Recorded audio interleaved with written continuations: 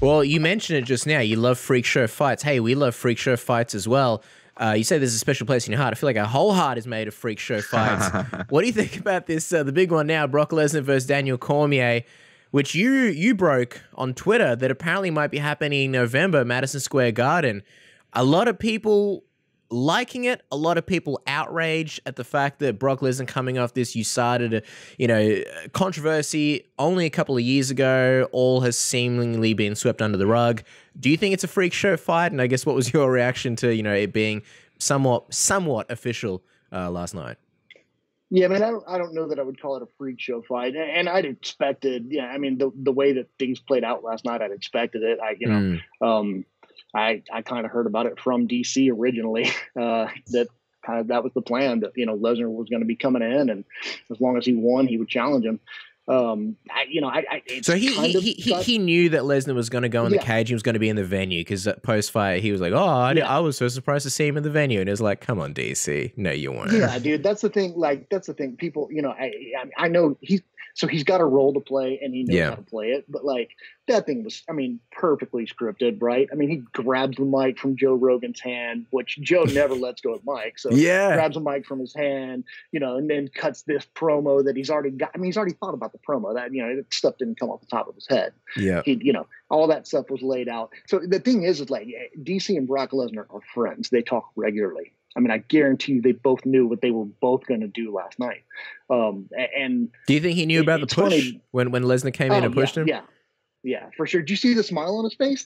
He's trying to not smile. But he couldn't help himself. He was giddy. That was his moment. And that's why it's funny when I see people who, talking about, Brock Lesnar ruined DC's moment. No. That was the moment that DC wanted. Yeah. That moment with Brock Lesnar, because he's going to make 10 or 15 million bucks for that fight. Yeah. Are you kidding me? I would understand it if it was like John Jones and they bring in Rashad Evans and ruins John's special night or whatever. Yeah. This is not that. This is Daniel Cormier doing what he wanted to do with a guy that he likes, knowing that he can make a ton of money, man. And he's a huge pro wrestling fan. If you read my story from last week, it talks about a couple of years ago when he figured out that the fans weren't going to cheer him no matter what he did. He is the good guy. He is a genuine good guy. Takes care of his family, doesn't get in trouble, doesn't do drugs, barely drinks ever. And yet people were booing him. And so he called me one night and was like, if that's the guy that they want, that's the guy I'm going to give them. And he told me, I'm going to do what Bret Hart. I'm going to do what Bret Hart did. Because he was a good guy, but fans wanted to cheer the bad guy in Steve Austin in the 90s. And so that's what he decided to do. So DC is a pro wrestling fan through and through. Everything about what happened last night was entirely his plan, I guarantee you. Anybody who says that Brock Lesnar ruined his moment, truthfully, if it were anybody but Brock Lesnar, let's say it was John Jones in that same situation, coming back, somehow magically gets out of USADA, blah, blah, blah, comes back in. Do you think people are going to react the same way if it were John Jones? I don't. I think they react that way because it's Brock Lesnar. They still view him as a fake professional wrestler, even though he was the legitimate UFC heavyweight champion. So I think that whole notion is just a little bit ridiculous, honestly. And people should be smarter than that, So I guess where do you stand on, the fact that Brock Lesnar is coming after this USADA disgrace? Because that's the other part of the outrage. People were outraged that, this is WWE pro wrestling crap, but also people are somewhat legitimately outraged by the fact that, the UFC is blatantly sending out the message that, hey, look, if you're a draw, we don't really care what happened. And I guess the interesting thing is, it's like, look, I feel like this isn't really a sport. This is an athletic contest, but this is a business. This is an entertainment business first and foremost. Right. It's not a real sport. You can't compare this to any other kind of sports. And the UFC just making it maybe a little bit more obvious, than they were before.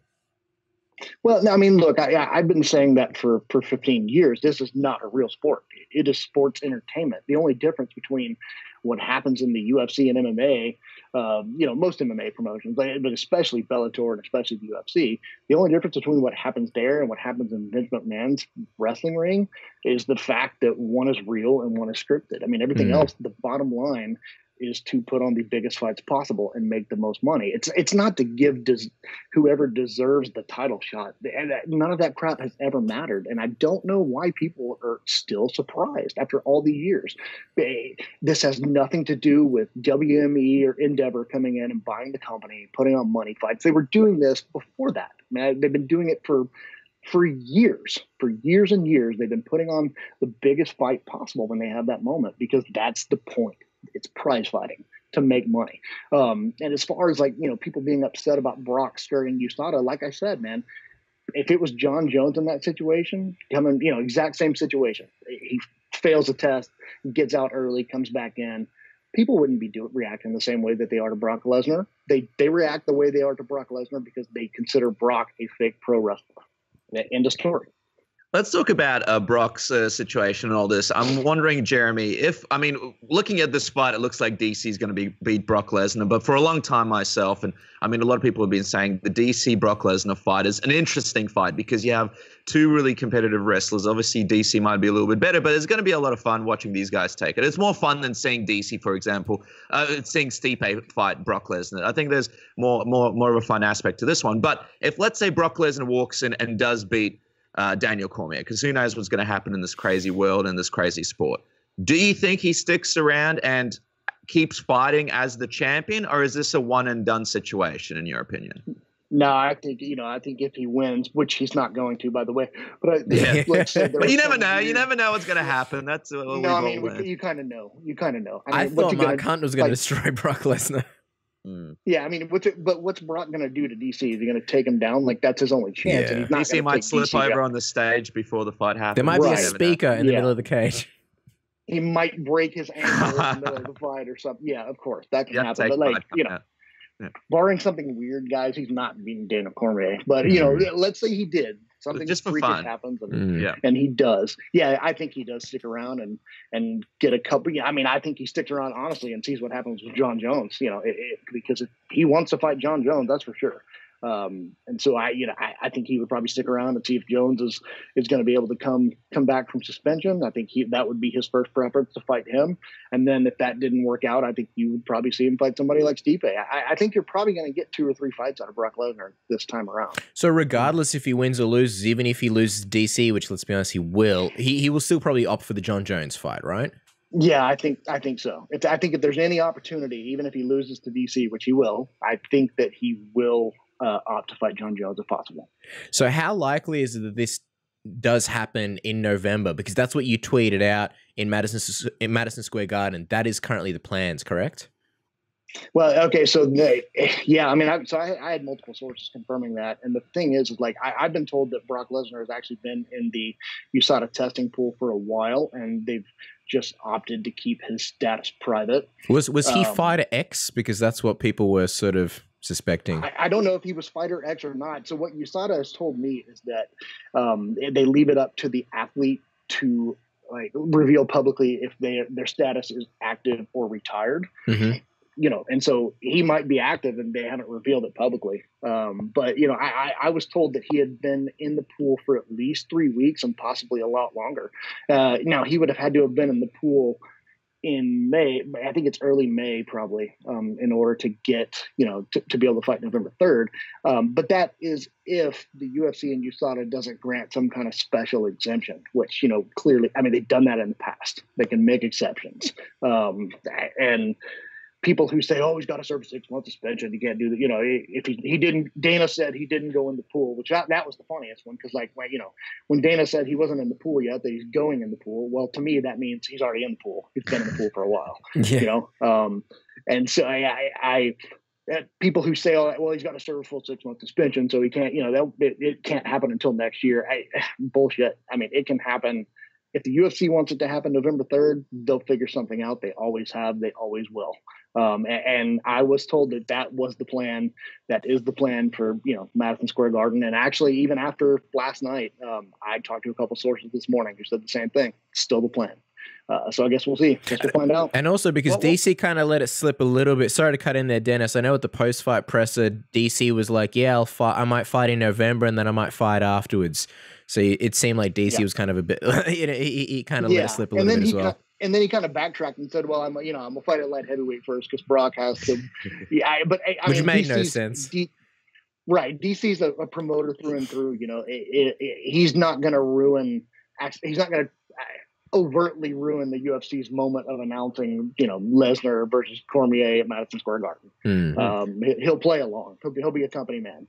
So we'll wait and see. I guess we'll wait and see what happens. So from Dana White's perspective, I mean, this is a guy that obviously we know says a bunch of stuff that doesn't always work out. What is their strategy in being like, he just entered today and acting like they don't know what's going on and being like, well, I guess it'll be like in January, the fight? Is it just the fact that they don't want to announce it yet? Or like, what's the point? Because you think all the media's there, everyone's excited, heaps of free headlines and everything that's going on. Wouldn't you opt to be like, he's been in the in the USADA pool and this is happening in November? Or I don't understand sometimes.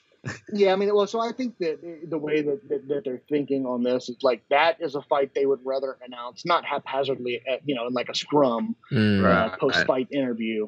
That is a thing where they would want to get maximum eyeballs. Now, if they were on ESPN already, that's the kind of thing that and actually, you know what? That's actually the kind of thing that I could see them handing over to SportsCenter already, even though they're still with Fox. I mean, they've given breaking news to ESPN in the past. That's the kind of thing they would want to put on like a primetime edition of SportsCenter, and not just something that Dana tosses out after the fact. That's a big announcement. They'll want to have marketing materials ready to go. They'll want to have the promo stuff ready. We've seen them do this so many times. Dana will literally just says stuff these days, and almost nothing that he says publicly is true. And it's been that way for a while, but I mean, it seems to be getting worse now that he doesn't have Lorenzo Fertitta around to kind of guide his steps. So you can't believe anything that guy says publicly. I trust my sources far more than I trust anything he says. Last question, and we'll let you go, Jeremy. And I guess it's a bit of a two-parter. The first is this lawsuit that's happening with Mark Hunt right now. How do you think this Brock Lesnar coming back and fighting, does it affect it at all? And do you know anything about this lawsuit and sort of how it's going? And number two, is there we know that he's been wrestling in the WWE. We don't exactly know when he went back into USADA, but a lot of wrestlers taking performance-enhancing drugs. It's been a part of the wrestling industry for quite some time. It helps you with road injuries, helps you get through certain situations. Is there any chance that Lesnar might make a mistake and get caught again leading into this fight? I mean, I don't think so. I think that, I think he would have probably cleaned up his act before going in the pool whenever that happened. The WWE is pretty stringent drug testing. It's not as strict as UFC's, USADA testing, but it's up there. Guys don't generally take performance enhancing drugs in WWE because they will get caught. I mean, Roman Reigns has been busted. They busted their top stars several times. But Brock Lesnar is different because he's not signed to a normal contract. And so he's not like tested. Triple H, all those kinds of guys, that are obviously still on tested. It. Yeah, he's not tested the same way that all the rest of those guys are. But, even then, I mean, I think that he's a whole lot smarter than – well, I say that because he's been busted before. But I would think that he would have learned his lesson at this point and gotten off of whatever gas he was on before going – because I get it. I mean, look, it's pro wrestling is, Vince McMahon can they can say that they've changed their business model, and they have a lot. I mean, guys are a lot smaller than they were in the 80s and 90s. But I mean, it's still primarily a physical. The way you look is still a large portion of what happens with your career. And so I don't begrudge Brock Lesnar for going on whatever gas he went on going back to WWE. But yeah, he certainly got to get off of it before. Do you think it's something that the UFC turns a blind eye to, and they're like, all right, just make sure you got everything sorted? Or do you think it's almost something that they almost assist him with just to make sure he's not? Like, do they give him some expertise to let him know, look, this is what you can't be taking. This is when you got to cut it off, just to make sure this doesn't happen again. Because I suppose if it does happen again, it opens up another lawsuit, I suppose, for more fighters, or it does more problems. It could be a big problem for the UFC if he gets caught. Is that right?